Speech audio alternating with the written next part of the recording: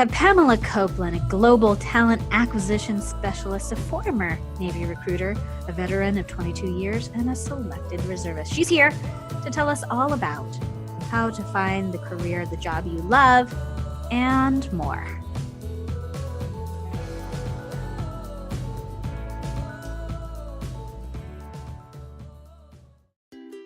Welcome to the State of Happiness. I'm your host, Leslie Juvin-Acker, Chief Happiness Officer at Leslie Inc., where we provide solutions for finding happiness for stressed, anxious, and overwhelmed senior-level managers, executives, and entrepreneurs. The State of Happiness podcast offers you conversation, inspiration, and ideas for helping you increase your happiness in the areas of your personal relationships, your career, your abundance, and your emotional well-being. So come along with us on this episode, and we'll help you get the tools, resources, and inspiration you need to help you find your own state of happiness. You know, Leslie, as a woman business leader, sometimes life burns me out. I feel like I've forgotten who I am. I'm stressed, putting other people's needs before my own, my company, my colleagues, even my clients. I feel like there's no me time. I know exactly how that is, which is why we partnered with We Are Creative Adventurers to develop a 5-day women leadership retreat in Playa Viva, Mexico. This retreat offers you the opportunity to disconnect from all the distractions and reconnect with your intuition. Come find yourself with Leslie Inc. So you're saying during the 5 days, I'll learn your proven techniques to grow my business, change my relationship with money, manage stress, and realign my values to balance work and family life? You will leave renewed and recharged. Yes, come find yourself with Leslie Inc. Email workhappy@leslieinc.org for details on reserving your spot today. Space is limited, so email workhappy@leslieinc.org to reserve your spot.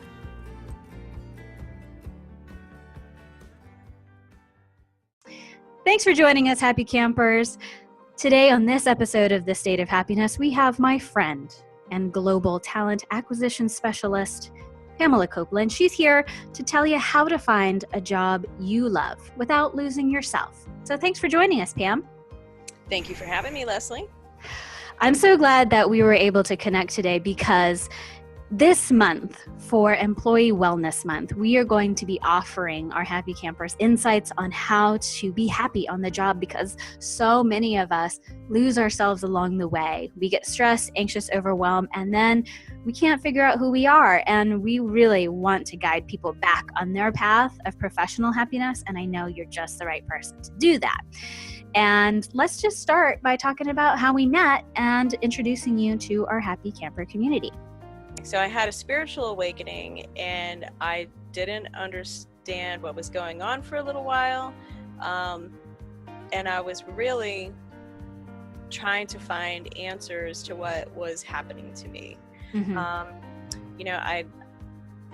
As soon as you start looking, I think, because when the teachers and the people that are like you start coming out of the woodwork, but I realized that I was going to have to actively search for someone like that in my life,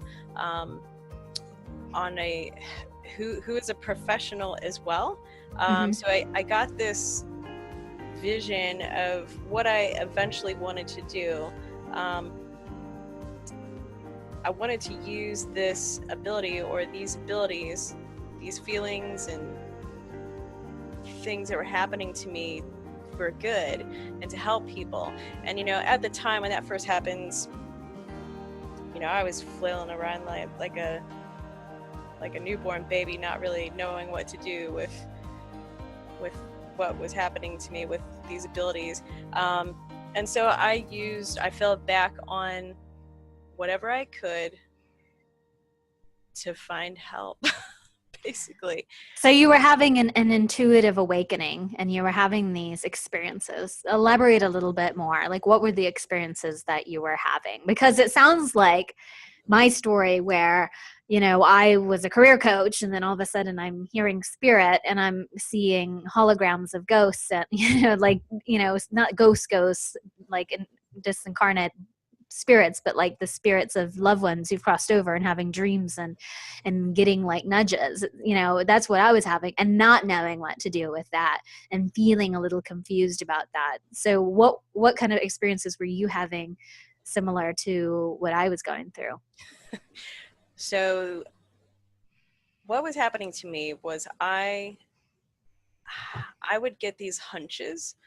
I would get hunches of where to be, where to call, what to do in order.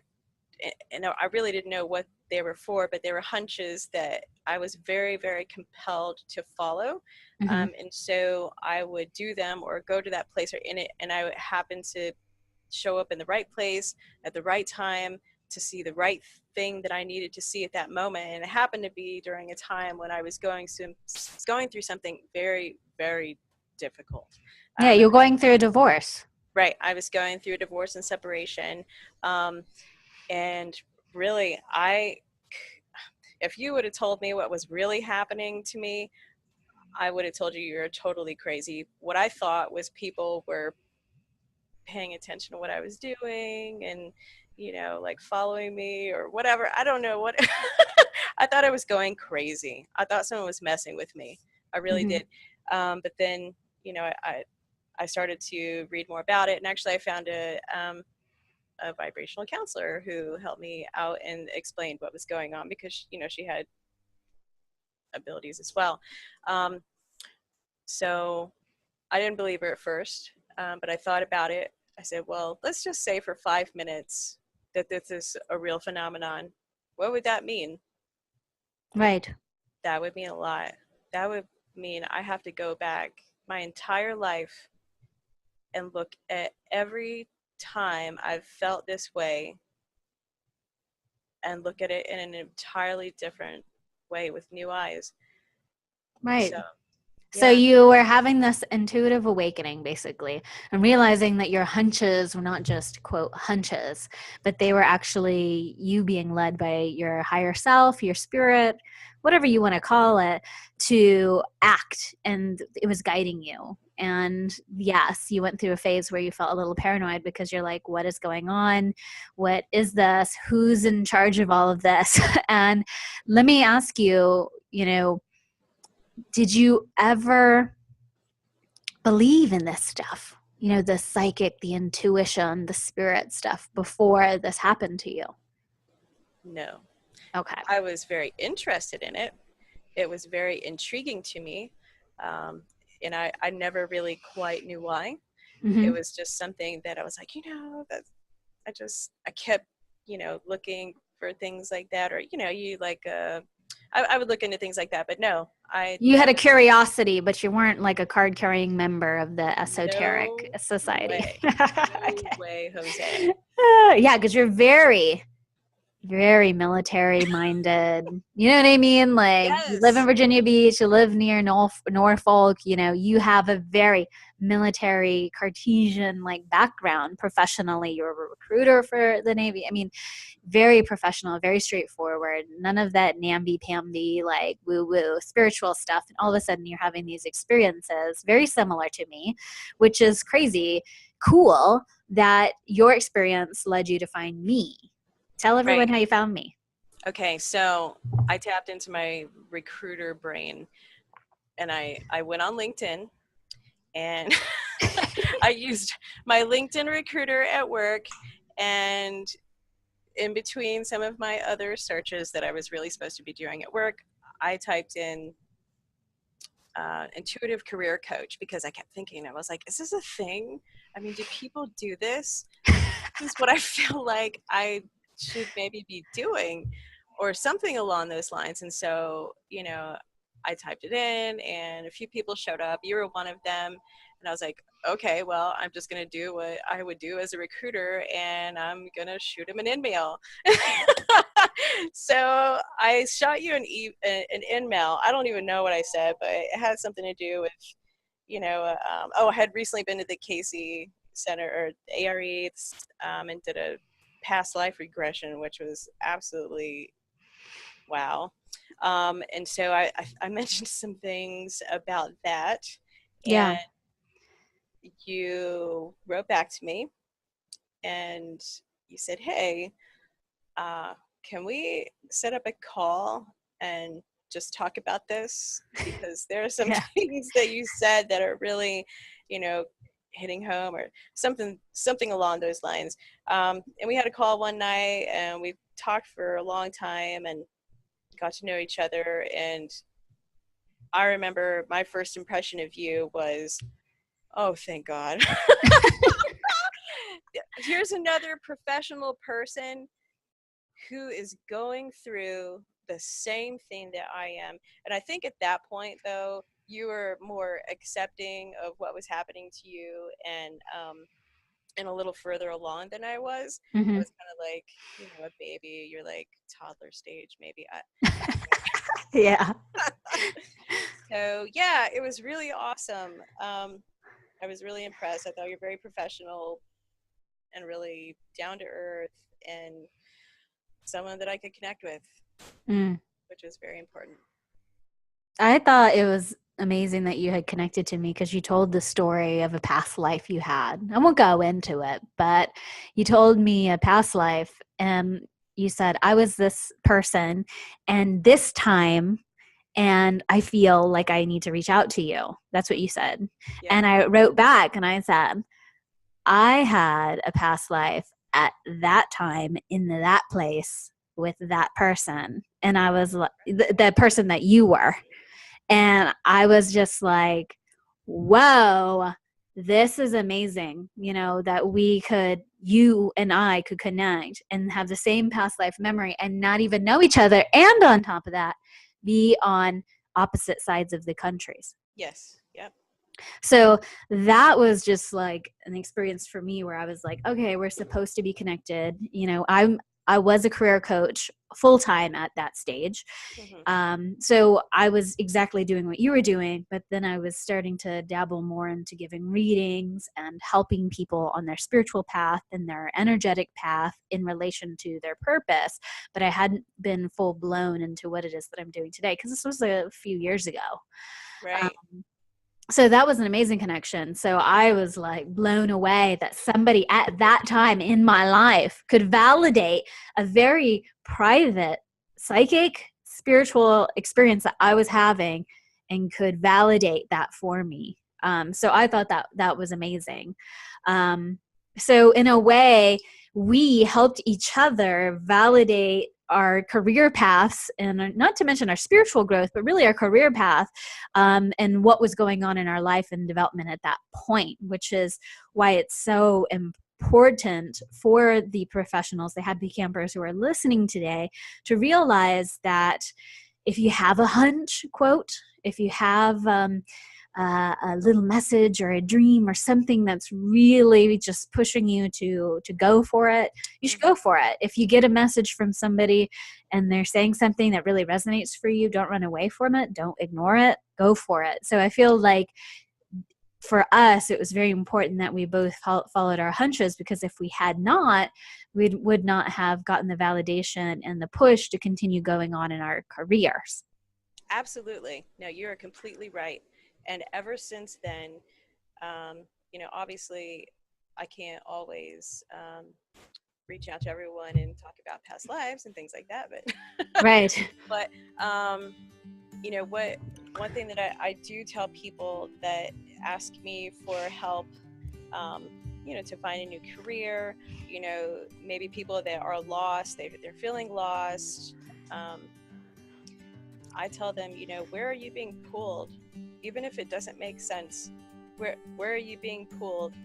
Because that is how I have found how I've found my career. The latest job that I have, it was like that. It was a pull. It was something that kept bringing me back to this application, thinking about this company. I'm like, why in the world am I thinking? And it happened the time before that too. Oh my gosh, I could go into some stories. The job that I got right before this was actually all intuition, 100% intuition. I Mm. remember one night I was trying to go to sleep. I couldn't go to sleep. I was having some problems sleeping, and I got up because I got this picture of this person that I used to work with in my Mm. head, and I hadn't thought about him in a long time, and we hadn't, worked together for a while. And I was like, oh my gosh, let me go over here. It is LinkedIn again.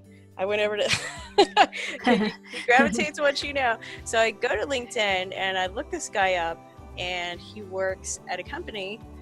There's another defense contractor, and I was like, that's interesting. And so I clicked on the website for the contractor, for the contracting company, and boom, what's the first thing that pops in my face? A job for a recruiter. Wow. Yeah. And then you have helped a bunch of other people too. You're not the only person that you have helped yourself. You've helped a lot more. You actually helped our friend Chris, who I saw when we were in Virginia, when I was in Virginia Beach teaching at the ARE with Peter Woodbury. Chris picked me up in his yellow convertible. And we were driving around looking at all the houses that I wanted to buy in my dreams. And we have an amazing lunch, and we're having lunch, and I'm like, what's been going on? It's been a minute since I've seen you. You've been traveling the world. You've been doing all these cool, amazing things, going to Middle Eastern countries and eating cool foods and meeting amazing new people. What has happened? And he really credited the success of his career change to you. Tell us a little bit about that. Girl, this is awesome. Okay, so I had just taken the job I was just telling you about that I got from the dreaming about that guy. Mm-hmm. Okay, so I had just started that job, right? Yeah. And that month, Chris actually, I think that's the month that he met you. He was in California. And I had a friend at the company he works for now who is a recruiter. And I remembered he was looking for I would say a purple squirrel. He was looking for someone really that in my mind fit Chris. And I was telling him about Chris, and I was like, you have got to contact this guy. You got to contact my friend Chris. He's so awesome. He really fits the bill of what you're looking for. And so my friend reached out to Chris, and actually didn't get a hold of him. I think maybe he was somewhere else. Maybe he was overseas with the other company, but I was thinking he was in California. But anyway, he left a message for him, and Chris didn't check it until a month later. Right. So when my friend was really super, because he wasn't desperate, looking for a job, though. No, he was not. But you know what? I knew he needed another one. Yes. I did. I was like, okay, Chris, I'm telling you right now, this company that you feel so much loyalty to, it's time to go. I know you feel a lot of loyalty to them, and they gave you your start, and they really did me too, because we used to work together at that same company. And I said, but I really feel like it's time for you to move on to something better, and there is something better out there for you. Right. Well, it was interesting because you intuitively knew that he needed to go before he consciously was aware of it or had become, I would say, on page with what his spirit was saying. And then I had saw him when he was in California, he came over, and he was not in a good place with that job and what it was doing. And it was just not really great for him. And I remember the messages you sent me. You were like, I'm working to get him something else. Like you were like intuitively like putting the feelers out, even though he was not looking and was not even interested. And, I remember he said that they finally called him in, and he's like, look, I'm not going to do what I'm not going to do what you want. I'm going to do the way I want it. And I want this much money. And it was a lot more money. Yeah. Yeah. Tell us about that. Well, he got what he asked for. Yeah. He did. So basically what was happening with him, and this is something I see a lot, and it's something that I myself struggled with, is really self-worth. Knowing your self-worth, believing your self-worth. I mean, that's really all it comes down to. That's like the first step in finding a new career, is knowing what you're worth. But how do you coach your clients, if you will? I'll call them clients, your candidates. How do you encourage them to go for the most and to get what's right for them and to go to get the lifestyle they want? Because when you helped Chris get that job, it was not just more money, it was like freedom and travel. I mean, it was all these things that he wanted out of life that you knew intuitively he needed and what was looking for, but he didn't consciously grasp yet or even put into play. So how do you as a recruiter help your candidates get that self-esteem? Okay. Well, gosh, I guess that is kind of what I do. So what I do with a candidate, geez. So how this works is I am a corporate recruiter right now. So what happens is they give me a job. They say, go look for this kind of talent, and I go look for it. And when I find that person, there's a phone screening involved. And the phone screening is pretty much one of the most important places where I find out what a person is made of, basically. Yeah. So in the phone screening, it's really, there's some technical questions and things like that, to get all of that out of the way. But one of the most important questions that I ask candidates, and this will really tell me a lot. Let's see. So this is my magic question. In your opinion, what is your most significant professional accomplishment and why? And that why part tells me a lot about what they're going to be looking for, what's important to them at the time. And I'm not always going to be able to, tell people that what I've got to offer is the right thing based on their answer to that question. But I could tell them that it might not be the right fit. Right. Or, I can tell them, well, this might not be the right fit for you, or it could be a right fit for you. Are you, that's where I go into a little more about the job, and I tell them, this is what you're going to be dealing with. This is what they're really looking for. And basically, when you're a recruiter, it's like you're a matchmaker. So you have a hiring manager on one side, and they are hurting for something. They need something in their life. They need, not just someone that can do a job. They're going to need someone who's going to be a good fit within their team. They need someone who's going to be that right personality type to go in there. Let's say you've got a whole bunch of ENTJs or something like that, and you need to throw some followers or something in there. You really have to know the whole dynamic of what that hiring manager is looking for. And then you've got the candidate on the other side. And the candidate, you would think that a lot of people are always looking for more money, but really what they're looking for is what that money is going to bring to their life. So when I'm talking to a candidate and I'm listening to what's going on, I always ask them, so why are you open to new career opportunities right now? They'll tell me what's going on in their life, what's going on in their work life. And basically I just ask questions. Yeah, you look for rooted motivations. Right, and it happens very quick because I have to go through a lot of candidates each day. It just, that's a thing.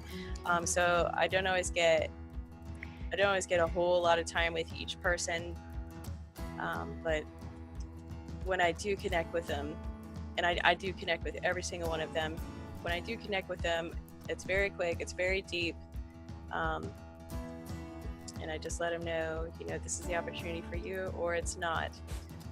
Right.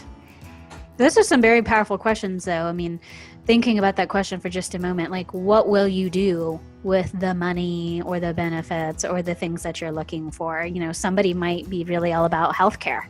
Like, I need to take care of my wife who's pregnant, you know, or I've got a family member who's really sick constantly, you know, that might be a very driving motivator. Right. Or somebody might need an extra $25,000 more a year because they want to buy a house. So these are like different factors in examining the motivation for someone's life. And it's so important to tap into those emotions, because as somebody who owns a business, speaking for myself and for the clients I know that have teams, if somebody is not properly motivated, or if they have the wrong motivations, it could really screw up a business. So recruiting and getting to the root of people's motivations and what they need, and if they will have all those needs met so they can focus on the task at hand, that's a critical part of the recruiting process. It absolutely is. And I love every second of it. I was thinking about that yesterday. Somebody came in to my office, or they passed by my office yesterday afternoon, and they were like, "Hey, Van, how you doing?" And I was like, "I'm doing all right." They said, "What you doing?" I said, "I'm just recruiting." Just recruiting. And everyone thinks that when I say that, and I could tell that he could think that when I said that, I was like, "Oh, it's just another day at the office." But no, I said, "I love it." He's like, "Really? You love it?" And I was like, "Yeah, I love every second of it." That's so cool. Yeah, I love connecting with people. I love it. I can't even say that enough. You're kind of like a football recruiter, because I like football. I love the Jags. I always talk about the Jags at least one time in every podcast. Gotta throw it in there. You just gotta throw it in there. I'm from Jacksonville. What am I gonna say? But like football, you're looking for a team to perform to meet a certain goal, but everybody plays a different role, and not everybody is looking for the same kind of thing, and they have to be conditioned differently. Like, a quarterback's going to be conditioned a little bit different from a kicker. So you have these different needs that they have. They have their own individual motivations. What do they want to do when they finish their football career? Might be open some franchises or marry a supermodel. I don't know.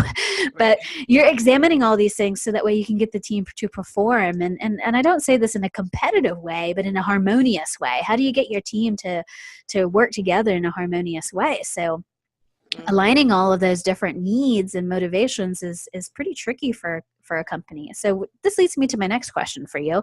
Okay. Is when you're looking at companies and potential recruits, what are some of the trends that you're seeing in work-life balance? What do recruits ask for these days, and how are companies responding? Okay, so in this particular area, with the type of positions that I'm recruiting right now, I'm looking for a lot of engineers, designers, technicians, but mostly skilled tradespeople. Okay. And what I'm finding in this area anyway is the folks that I'm talking to are looking for work-life balance all day long. I mean, money, you would think that, and traditionally, skilled tradespeople, that's, would be the first thing they ask for. But some of the first things people are asking me about right now when they're asking about the company I work for is, okay, I need to know if I'm going to be treated like a person or a number. Mm-hmm. And where I think that's coming from is a lot of the companies these days, they're getting very, very big. They're sucking in all these smaller companies. They're having the big takeovers and things like that, and they're just getting a little too big for their britches. Right. And they feel like they can treat people a certain way, and they're doing it. And some people are going to take that and some people are not. And I think what we're seeing right now is there are a bunch of people who are just tired. They are worked to the bone. They're worked to the bone. And they're really looking to downsize, I guess is what I would call it. They're looking to go to a company with maybe smaller groups of people. Like, so the company that I work for is really big, but it's broken down into smaller business units. And so it does feel like a small company because it's about, I would say we don't have any more. Well, yeah, we probably have about 550 people. Mm-hmm. right now in my business unit, even though it's a global company. So they're looking for that. They're looking to be treated like a person. They're looking to connect with the people that they work Right. on, and not just work with them. You know what I'm saying? Right. So yeah, so that's a big trend that I'm seeing right now. Is people want to be treated. It's a very basic. They want to be appreciated for what they do. Oh, that is huge. Right now, there's just, oh, it's so sad. There are so many people that are just so good at what they do, and they they're not being appreciated for it, especially the skilled tradespeople. And this is another trend that I'm seeing out there right now, is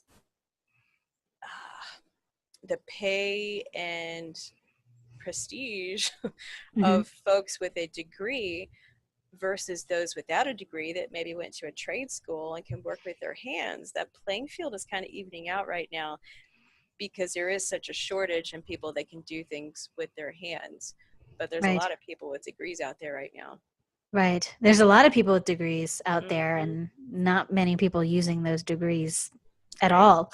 So, right. when you have a skilled trade, you're able to do something and make something. I mean, the work speaks for itself. Whereas, a lot of the things that a lot of people are doing with, degrees are just kind of abstract, and not really measurable. So it is important for a candidate to communicate their value and to know that. And I think that's the responsibility of the candidate, and also for employers to reconsider the value of someone who has a skilled trade. Um, Hmm. so that's important. So on the opposite side of that, how do you think that companies are responding, the people that you've recruited for, that other recruiters are recruiting for? How do you think that they're responding to these trends? Hmm. Well, uh, I guess so. The company that I'm working for right now, they kind of already had a good thing going on. So the other companies that I see out there, I would say some of them are kind of floundering around like little babies. They're putting in the game rooms and the Mm-hmm. silly stuff that they think millennials want and all of that, but they're seeing that that's not really what everyone's looking for. Right. Um, so I think what's going to start to happen is the larger companies are going to see the value in breaking their companies up into maybe smaller units, so they can give that business unit a feel of a smaller company. Mm-hmm. And this is actually something I've really been studying for several years, before I was a recruiter, and I was in school. I was studying about this. Um, Employees are just happier, and I'm trying to remember the actual number. It's like under 500 employees or something like that, and like a smaller, more manageable company where they don't feel like a number, they feel more like a person. So I think that that's sort of a trend that you're going to start seeing companies do, hopefully anyway. I mean, that's what my intuition is telling me, really. Okay. But it's Gotcha. it's kind of long term. It's out there, but it's happening. Yeah, it's kind of like a trend in reorganization, honestly. Yeah, yeah, it Yeah. is. Yeah, that makes a lot of sense because people want to have a smaller feel like they feel in control of their professional destiny rather than a cog in a machine. Right. Yeah, because those days are over now. People don't wanting to retire. They're not wanting to stick to one job for their entire lives and retire there. The average person now changes career in America Hmm. every 5 years. So we're looking at those kinds of changes, is that we're not looking to find one company and be a company man and die there. It's like, okay, I'm going to get what I need from this company, grow myself, and then move on to some other challenge. So what you're saying means a lot of adaptation for companies who are looking to keep and maintain good quality talent, not just workers, but actual talent. Yeah, that is. Oh yeah, keeping the talent, because we can recruit all day long, and I've had to say this to a couple of companies that I work for. I said I can recruit people and bring them in this door all day long, but if they're Right. not going to stay, I'm spinning my wheels. That's right. So, in summary, if I can just kind of repeat back what I've heard, is that what you're saying is that companies really need to know the dynamics of their team, fully understand the purpose of every position and how every position works within the company's business goals or unit goals at least. And recruits themselves need to really identify, like you said, what's the accomplishment you're most proud of, what gets them going, what drives them. Mm-hmm. And then I heard you say to really take a look at what are those personal things that you want. Maybe it might be more money for a house, or maybe it might be insurance to take care of your wife or your family or your children, or maybe it's working at home on Fridays, really knowing what it is that you need. Because if you don't advocate for yourself and you don't even bother asking, Mm-hmm. who is there to blame, really? Right. Mm-hmm. And I have been there. I'm the one that I remember not wanting to ask. In my very first civilian job, I did not want to ask for too high a pay, because I was like, well, what if they say no? And then a friend of mine said, are you really looking for a job right now? And I said, well, I'm not actually, I'm a student. they reached out to me, and he said, well, just tell them what you want. I said, okay. I threw out some ridiculous number and I got it. Yeah. It's just like how Chris, when you helped him, we were having lunch together and he's like, I put way more money than I thought they would even offer me. And I told them that I wasn't going to do X, Y, and Z, but I would do this instead. And they were like, we need you. And it was like they mutually saw the benefit. Like Chris was able to get what he wanted so he could focus and do the job with pride and happiness, because the job requires him to travel all the time. And that's the exact lifestyle that he wanted. Yeah, he loves it. And this job is like, will you learn these skills? Will you do this? Will you become, what was it, like do electrical engineering or something? It was like, will you do this? And he was like, yeah, sure. And so it was an amazing match. But for him, I remember him saying to me in that conversation, he just threw it out there. He just said, I'm not looking for a job. I'm not here begging you for it. So let me just put everything I want on the table. Take it or leave it. And yes, he has an exceptional work ethic, and he has a body of work and recommendations to prove that he's done all of these amazing things. So if you're listening and you're like just out of college and you have no idea how a business runs, don't try what Chris or Pam is saying. Don't do that. But if you're more of the senior crowd, which is a lot of our Happy Camper community, especially my clientele, senior level director, executive entrepreneur who own successful businesses, if you're at that stage, throw it out there. Why not? So that's a great piece of advice. My question for you, to kind of begin to wrap this up here, to help people not lose themselves along the way, what is your advice for the job seeker who's looking to change careers? Maybe they're just absolutely desperate and they just want to get out of their job, or maybe they're confused and they're starting to get new realizations about themselves and having, like you and I had, a spiritual breakdown or a breakthrough, as I like to call it. Where does somebody start when they're going, I think I need a career change? Oh boy. Whew. Okay. So you're going to have to get really brave. Yeah, when that happened to me, I knew that the job that I was in at that point, I could no longer have, because I couldn't do my job anymore. My body broke down. I broke down mentally. It was the craziest thing. So I was kind of forced to make a jump. So what I did at that time was I really evaluated what my biggest problem was. And I think it was, I really wanted to get back down to some basics of recruiting that maybe I didn't quite get when I first came into the civilian world. I had been a Navy recruiter before I came there, and what that company needed at the time when I was hired was my mentality of what I'd been through as a Navy recruiter. And I did that was an amazing job. I really excelled at it, and they just needed someone that could come in and, just be dropped in the middle of absolute chaos and thrive. And that's what I did. But then the dynamics of that company started to change and they didn't need that anymore. And here I am, I had developed a lot of things, a lot of successes, but what I had to offer the company and what they needed at the time just, it just wasn't matching anymore. And it wasn't, and what they were doing and what they were offering just wasn't a good match for what was going on in my life anymore either. So I thought, there are some basic things that this whole time I wish that I knew.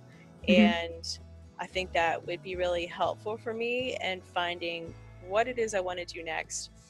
And strangely enough, one of my friends that I reached out to, she said, "Hey, I heard about this XYZ company and they're looking for a recruiter, and this is what it is." And it was a very basic, very, just boots on the ground kind of recruiting. And I was not going to be in charge of anything. And I wasn't going to be, responsible for doing a lot of creative work, which I normally like to do. But that's not what I wanted or needed at the time. So I took a pay cut. I took I took on a interesting commute, and I went into a company that was recruiting for something that I had never recruited for before.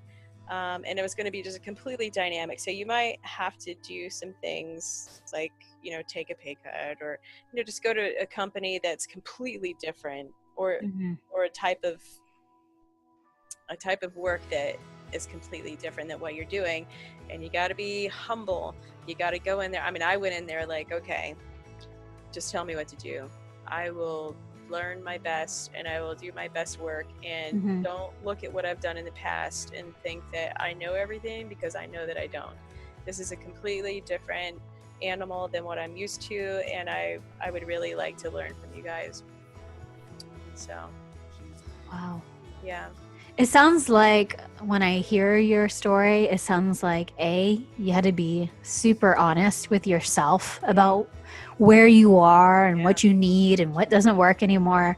And then to have the courage enough to express that to a company, to a recruiter, to someone that's, hiring, and say, this is where I am, this is what I need, this is what I want, and this is what I could give you, and being very clear about those things. And a lot of people are not. They take on jobs that they think they should do because that's the way they're going to get money. And they end up not performing because they don't want to do those things, right? And so being honest with yourself and a hiring company is very important, and having the courage to do so. And it sounded like you let go of all your fear of change. Yes, I had to. I had no other choice. Anything other than letting go of my fears for change would have been too painful. Right. Because having a salary reduction, that can be scary for some people who are accustomed to a certain type of lifestyle. And to do that requires full faith in God, life, whatever you want to call it, yourself, that you're going to make it through. So that takes a lot of courage to let go of those fears and to accept a potential new reality, honestly. So these are kind of like really important elements. When we talk about, what you said, let go of your fears, be honest with yourself, get back to basics. Yes. I mean, that's really like taking stock. I guess for the final thought is when you are looking for emotionally intelligent people, what qualities are you looking for? Oh, wow. When I'm looking for emotionally intelligent people. Oh, gosh. Really, the first thing I guess I would look for in an emotionally intelligent person is how quickly they actually connect with me. It's all about the connection. I mean, that's just kind of how I work. If they're able to connect with me on a pretty deep level right away, which means, they are a very they're very honest with themselves kind of person. They're very perceptive to maybe other people's feelings. Let's say I'm doing a phone screening and someone's just really able to follow where I'm going with the questions I'm asking very easily. And some people will, they'll be able to answer the questions right before I'm done asking them, Mm-hmm. which makes me think like, hey, I think you're kind of intuitive a little bit. Gosh, so yeah, I mean, really for me, it's all about the connection. That's really the quickest thing I can say about that. Yeah, emotionally connecting to people and being, it sounds like you're saying like being mindful of other people and their feelings and beginning from that place. Right. It's interesting because, both I'm not a recruiter, but I help people find jobs and do salary negotiations and move up and change careers and do those things. And you do it from the other side.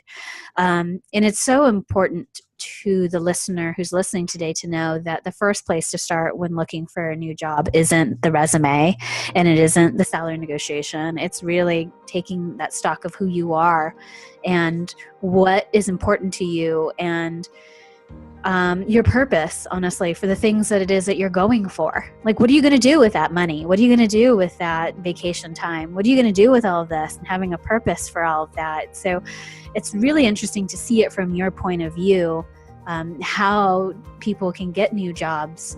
They really have to start with themselves, their spirit, their heart. Where is your heart? What are you motivated to do? Because we're not just going for jobs just to collect money. We're there to accomplish something. And knowing what it is you want to accomplish, like you said in your question, what's the biggest accomplishment that you're proud of, is so important to remember. Yeah, it sure is. So we're going to wrap up this show. How can people get a hold of you? So people can get a hold of me. Here's the word again. LinkedIn. Yeah! This is not an ad for LinkedIn. It's not. I use LinkedIn a lot. So they can go to my profile. Let me make sure I read it off correctly. Oh gosh, I'm not looking at it. Anyway, Pamela Copeland. It'll say Conscious Careers is, I think, somewhere in my address. It's linkedin.com/in/conscious careers. Yes. I know it. Good job, Leslie. Thanks. That's awesome. And it's so cool to hear your perceptions, your experience, and to share our story of friendship, professional connection. I know that finding a new job is very stressful. If you're listening and you're about to go into an interview, listen to this podcast. Yes. Think of me and Pam and remember and know that we're rooting for you.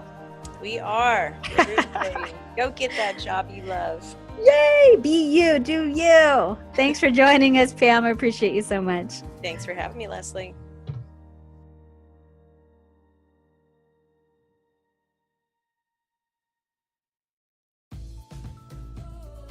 Looking for a speaker for your next company event? Leslie Juvin-Acker is San Diego's expert in emotional intelligence. Captivating audiences with her insightful, motivational stories, Leslie draws on her 10-plus years of experience in career life coaching to provide poignant, inspirational advice for all. Highly regarded as an expert in the field of leadership development, Leslie is your spark for a positive company culture. Have Leslie inspire your team. Contact me, Anna Gomez, at 347-748-0513 to book Leslie today. Have Leslie speak at your next company event. 347-748-0513.